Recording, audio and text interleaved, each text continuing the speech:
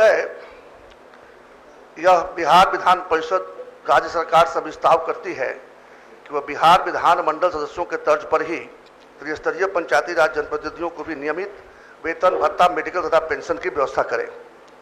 महोदय, ये जो चुनाव होते हैं वो चाहे लोकसभा के चुनाव हो या विधानसभा विधान परिषद के चुनाव हो या त्रिस्तरीय पंचायती राज के चुनाव हो, इस पर अरबों खरबों रुपया खर्च किया जाता है और जनता उनसे अपेक्षा रखती है कि वो उनकी समस्याओं का समाधान करेंगे।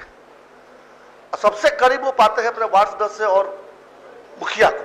हम लोग तो कभी कभी मिल पाते हैं, हमारा क्षेत्र इतना बड़ा होता है, लेकिन वो जैसे कहते हैं भोजपुर में ओरी तरह का भूत वाला शब्द है कि एकदम घर के पास ही रहते हैं, रोज प्रताड़ित किए जाते हैं अपने मतदाताओं द्वारा।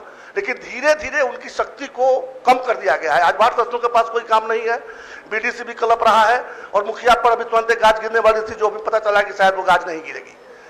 एक तरफ तो तुमका कार्य कम करते जा रहे हैं, दूसरी तरफ से उनका जो का भी हक बनता है, जैसे हम लोग जनता चुन के भेजती है तो हम लोग नियमित वेतन, पेंशन, भत्ता, मेडिकल सब पाते हैं, तो आखिर उनका क्या गुनाह है? वो जनता के चुने हुए प्रतिनिधि है, तो उस पर सरकार विचार क्यों नहीं करती है?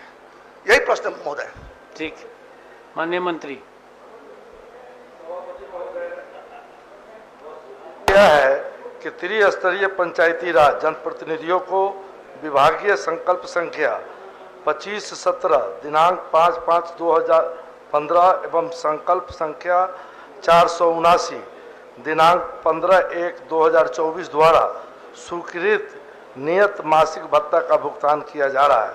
वर्तमान में त्रिस्तरीय पंचायती राज प्रतिनिधियों को नियमित वेतन, मेडिकल एवं पेंशन दिए जाने संबंधी प्रस्ताव सरकार के समक्ष विचाराधीन नहीं है।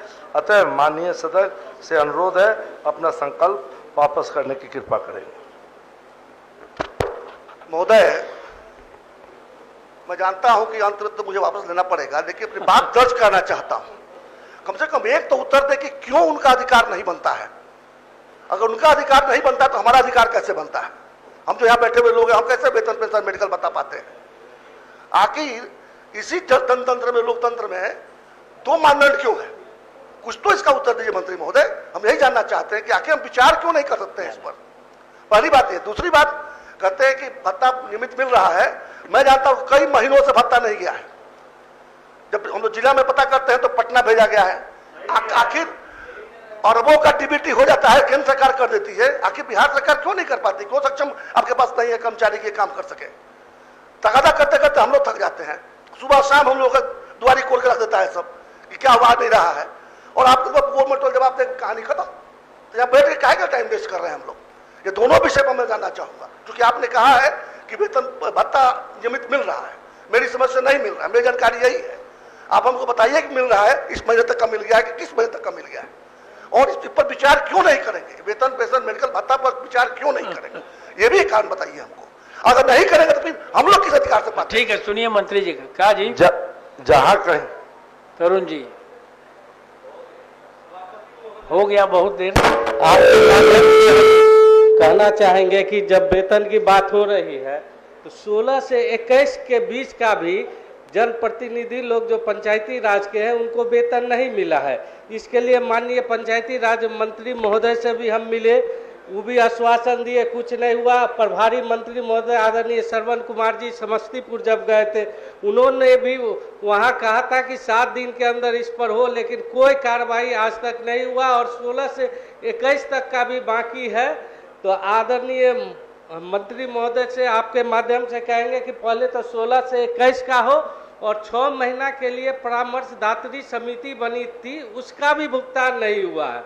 तो जब भुगतान ही नहीं हो रहा है और अभी जो वर्तमान में चल रहा है उसमें भी 20 महीने का वेतन बाकी है। मैं इससे पहले, चुनाव से पहले माननीय मंत्री महोदय से मिला था तो 3 महीने का मात्र रिलीज हुआ है। तो आपके माध्यम से आग्रह होगा, ये तो बढ़ाने की बात तो होना ही चाहिए, उसको पेंशन मिलना ही चाहिए, और मेडिकल भत्ता तो निश्चित रूप से होना चाहिए, क्योंकि रिटायर होने के बाद उनकी भी तो जरूरत होती है। लोग कहते हैं कि आप रिटायर मुखिया जी से जब हट जाते हैं तो उनके घर वाले भी देखने में समझ ही रहे हैं कि लोग उनका अपेक्षित रखते हैं। तो आग्रह होगा आपके माध्यम से कि उनको निश्चित रूप से पेंशन और मेडिकल सुविधा मिलनी चाहिए।